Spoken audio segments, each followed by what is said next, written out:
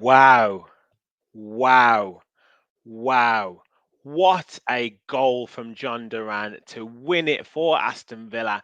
This is your instant match reaction to Aston Villa 3, Everton 2. Hit that like button, hit the subscribe button, help us on the road to 5,000 subscribers. Get your comments in. What a comeback win. We made it hard work for ourselves, but they're always the best wins, aren't they? And John Duran, the dynamite left foot, seals it for Aston Villa and inflicts the second 3-2 defeat after being 2-0 up in a row on Everton. We'll get right into it. We're going to talk all of the goals and I'll take you through the game and then I will give you my man of the match at the end of the show. So make sure you stick around and get your comments in to say who your man of the match was. So we obviously on that match preview for, this is going to be a walk in the park for Aston Villa. We were getting 3-0s, we were getting 4-0s, we were getting 5-0 wins unpredicted, especially by George. But as always, it never happens that way. And today has brought up some funny results, and it did have the air of maybe being a bit of a funny day after teams and players come back after the international break. But Villa lined up the same as they did against Leicester. Emi Martinez in goal, Bogard at right back, Ezri Konsa and Pau Torres at centre back, Luca Dean at left back, Amadou Onana and Yuri Tielemans in that central midfield, with Ramsey, McGinn, and Rogers. McGinn operating across off the right on that formation there, and Ollie Watkins up top. And to be honest, Villa started off very well, passing the ball around. We knew what Everton were going to do. They were going to sit right into a defensive position, 5 at the back sometimes, then 4 across the midfield, and just Dominic Calvert-Lewin up front. And sometimes that works out quite well for a team because they know exactly what they need to do. They know what formation they need to file back into. They've got good runners. If they can hit a good ball up the top into the channels or into Dominic Calvert-Lewin to hold up, then you can get players around him. And although Villa started off really well, I think Morgan Rogers had a couple of efforts. I think some of our passing was nice. We flashed a couple of balls across the box. We never quite had anything really, really, really clear cut. And because you can get lulled into a bit of a false sense of security sometimes when you see a team drop off, and Everton did set a couple of little traps, and that trap did pay off at one point for their first goal. The ball comes out from Emi Martinez. He plays it into Amadou Onana, who gets caught a little bit on the ball. Something that Boubacar Kamara tended to do at times last season. If that first touch isn't quite right, it can get stuck under your feet. And he did that. He goes over a little bit on his ankle. He was claiming a free kick. I don't think there was enough in it for a foul. Dwight McNeil runs through, hits the ball with his left foot into the bottom corner, and maybe Emi Martinez could have done a little bit better, a little bit sluggish on his feet, and those type of long shots, those little snapshots where he doesn't necessarily have too much time to get down, are a little bit of a weakness for him. So 1-0 to Everton, and then the game got a bit scrappy and it got a bit bitty at times, and I don't think the team quite knew what to do. Did they go for it? Did they try and get right back into the game, or did they just stay calm? And there was a couple of stoppages here and there, and then we give away a free kick in the bottom right hand side. I think it might have been Luca Digne gave the ball away, and that gave the foul away. Sorry, in that bottom right hand side for Everton. And McNeil, again, we know how good he is on set pieces. Calvert-Lewin had got some joy against Pau Torres and Ezri Konsa, so he was in the mood. He floats a great ball in, and Yuri Tielemans, his back leg is just playing Calvert-Lewin on side. And the disappointing thing is he has a free header just to head it into the bottom corner. And it's 2-0 after half an hour, and you're thinking, what is going on here? After being in control of the game, albeit not necessarily creating too many chances, we see ourselves 2-0 down and having to climb a mountain. And you think, look, we know we've got better players. We know our system is good. We know we can create chances. And Yuri Tielemans was still moving the ball well. Morgan Rogers was looking good when he was running with the ball and linking up really well with Ollie Watkins. Watkins had an effort and a chance early on, and then had another opportunity that deflected, and Jordan Pickford caught it. But we knew he could get a goal somewhere along the line, and it did open up, and it did happen for Villa before half time. Some nice play, patient build up. The ball comes out to Amadou Onana just halfway inside the Everton half. Ramsey makes a nice run to draw the space. He plays a ball out wide into Luca Dean, who could play it first time but decides not to, holds it up and then stands it up at the back post. And Ollie Watkins leaps like a salmon over Michael Keane and heads it into the net for his first goal of the season, and his first goal in 9 games, I believe. And that kind of set Villa at ease, set them on their way.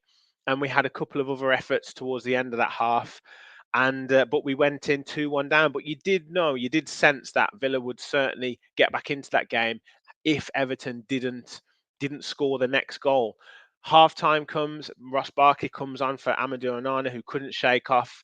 Maybe it was an ankle knock that he did injure in the build up to the first goal for Everton, but he comes off at half time and Ross Barkley comes on, and he did quite well, just settling the game. He's strong as well. He doesn't necessarily get pushed off the ball, and just kind of settled things down, because particularly on that right hand side, Lamar Bogard was struggling a little bit, and Ezri Konsa was maybe getting pulled out of position trying to cover him, and that was then leaving Pau Torres a little bit exposed.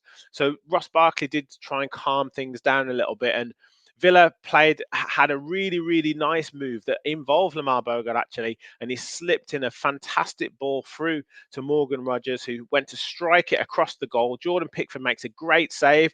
It rebounds out to Jacob Ramsey, who controls it, hits it with his left foot, and it blocks. James Garner blocks it, and then it hits Ollie Watkins and goes out. And you're thinking that is the chance to make it 2-2, but we didn't take it. Everton have a phenomenal chance then to make it 3-1, and that probably would have put the game to bed. We play a high line, and Dominic Calvert-Lewin, who had Everton won the game or drawn the game, I would imagine he would have got the man of the match, because he really, really gave Pau Torres and Ezri Konsa a really, really tough afternoon. And these are the type of players that Pau Torres does struggle against, with that strength that he maybe hasn't quite got. And I would prefer Tyrone Mings against these type of opposition. But he gets through, and he goes to take it round Emi Martinez. Maybe Martinez holds him up. Maybe he's got a bit of doubt in his mind about 1v1s against Emi Martinez. And just that hold up means Ezri Konsa can get back in and get a touch onto the ball. Could have gone in for an own goal, but it goes wide. There might have been a hint of offside for Calvert-Lewin, but nonetheless, we survive and we're 2-1. And then the equaliser comes from that man again, Ollie Watkins, at the double. Lovely move. Yuri Tielemans goes to play the ball over the top to Luca Dean, but it bounces off an Everton player right into the path of Watkins, who slots it into the bottom corner, and Villa are back in it 2-2. And you're thinking, right, let's go and win this game. And we've talked about the squad. We've talked about the importance of being able to bring players on and bring impact players on. And boy, oh boy, did we have the impact player, and that was John Duran. What a goal. He comes on and he just causes damage. He'd only been on the pitch for 7 minutes. He comes off the defensive line, picks the ball up, maybe has a slightly bad touch, but manages to get the ball back. I think it might be to Ross Barkley. Ross Barkley then gives it the ball straight back. He takes one touch and he's about 30 yards out, strikes the ball with his left foot, just the outside part of his left foot, and the ball just dips, swerves, does everything. Pickford is absolutely scrambling, and the ball goes right into that top corner. And what a way to win the game. And this guy is absolute box office. I don't know what else to say about him. No wonder 40 scouts were watching him. And thankfully, he plays for us. He's sorted himself out. He's got his head down. He is well and truly knocking on that door to be in that first team. And look, if he keeps producing like that, I mean, only Erling Haaland has got a better minutes to goals ratio than John Duran. And yet again tonight, he proved it. And he has won 3 games. The 3 games that Villa have won this season, he has scored the winning goal after coming off the bench. That is just incredible. And as soon as it left his boot, you knew it was in. And yeah, that was it. And we controlled the game from there. Watkins could have got his hat trick. Lovely bit of play for me. And Matson down that left hand side cuts the ball back. Watkins could have taken a touch and hit it in with his right foot. He decides to take it early with his left foot and ball goes wide. John Duran could have scored right at the death with a free header. And Everton could have got right back into the game. Calvert-Lewin again down in that inside right channel, gets the 1v1 against what Martinez, beats Martinez this time, but the ball hits the underside of the bar, bounces down. Thankfully, didn't cross the line and we managed to clear it. But it was an absolute classic game. Everton did very, very well in the game, played very well, but they will be absolutely gutted that they didn't win. Villa deserved to win, although looked shaky at the back. Like I said, Lamar Bogard in that right back position, not quite sure what he wants to do. Does he want to go forward? Does he want to stay back? Ezri Konsa may be affecting his game a little bit, having to cover for him at times. Pau Torres was a little bit shaky in defence because Calvert-Lewin really did have a good game. However, some other good performances, and they did look good going forward and passing the ball, both Konsa and Torres. Luca Dean, I thought, was solid. I thought Yuri Tielemans had another good game in that midfield. And I thought Ross Barkley was very good when he came on. And Morgan Rogers, again, when he was involved in the game, was phenomenal. When he's running with the ball, some of the link-up play with Watkins, just could score a goal. We need a goal.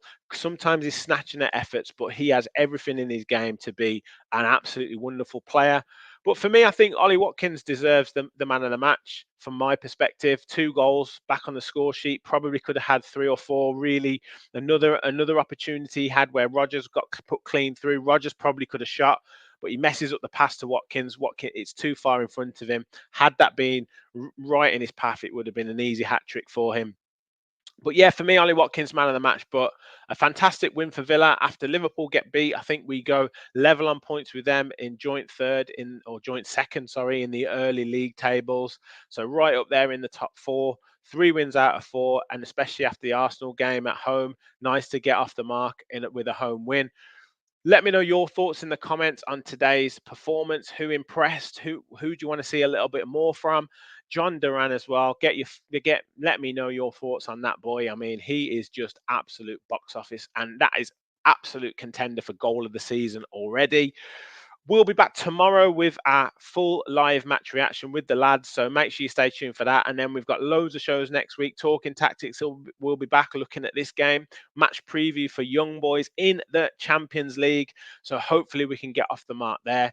Hit that like button, hit the subscribe button, help us on the road to 5,000 subscribers. Like I say, keep your comments flowing in. Thank you for watching. And as always, remember, we'll follow the Villa.